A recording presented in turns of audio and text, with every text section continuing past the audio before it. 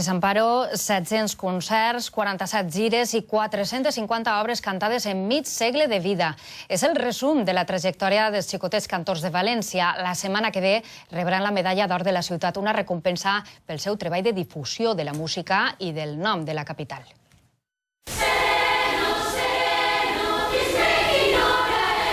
Assagen la cançó del Sereno, d'Adam Ferrero, per al concert de diumenge, homenatge a Jesús Rivera, el fundador dels Xicotets Cantors de València, una entitat que ha educat més de 3.000 veus. Un concert és molt emocionant, cada concert és únic. Aparte de que me encanta cantar, pues los amigos que tengo, que son como una familia para mí. Ara hi ha 300 veus, des de 5 als 18 anys, formant les 4 corals. D'este treball diari amb xiquets han sorgit cantants, directors, professors, instrumentistes i compositors.